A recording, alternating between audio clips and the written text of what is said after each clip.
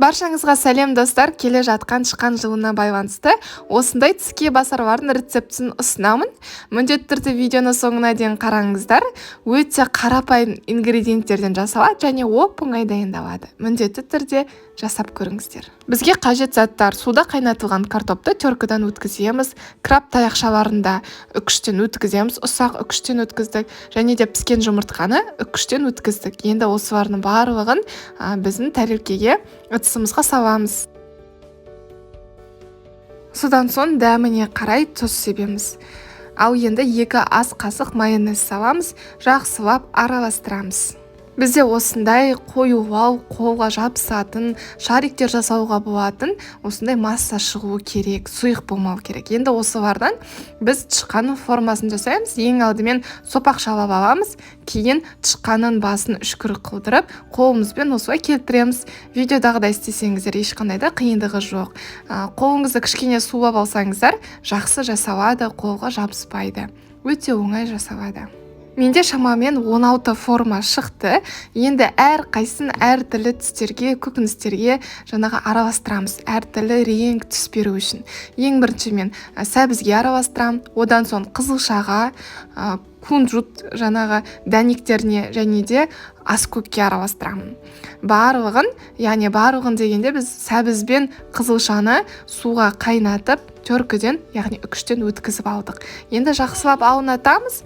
Біздің осы тышқандарымызды, тышқан бейнесін әртүрлі түстерге бояған секілді қылып жасаймыз.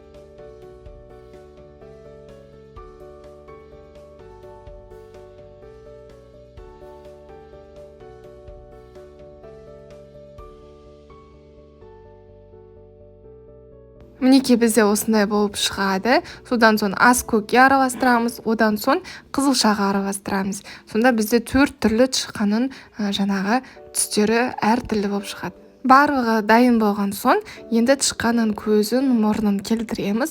Ол үшін осындай біз жаңағы қара бұрышты пайдалануымыз қажет. Үгітілмеген қара бұрышты пайдаланамыз.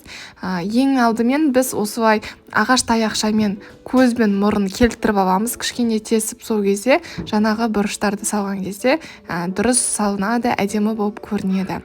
Бұрыштар бізде үгітілмеген бұрыш болу керек. Орысша айтқанда молотый перец деп аталады. Шпажка таяқшаларымен көзін мұрнын келтірген соң, тескен соң, енді осылай жаңағы қара бұрыштарды сол тесікке саламыз. Сол кезде бізде көздің мұрнның бейнесі шығады.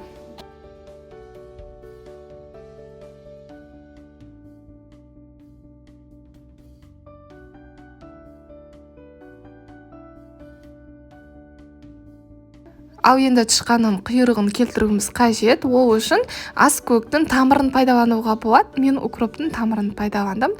Кішкентай ғана қылып кесіп, осылай тышқанның құйрығын келтіреміз. Тышқанның құлағын келтіру үшін бізге қияр қажет болады. Менде тұздалған қияр, балғын қиярда үйлесе береді. Оны 4 бөлікке бөлеміз. Осылай 2 бөлігін тышқанның құлағын келтіреміз. Ең алдымен келтірмес бұрын пышақпен кішкене ғана тесіп алуымыз қажет. Сол кезде біздің жаңағы қиярларымыз жақсы орналасады.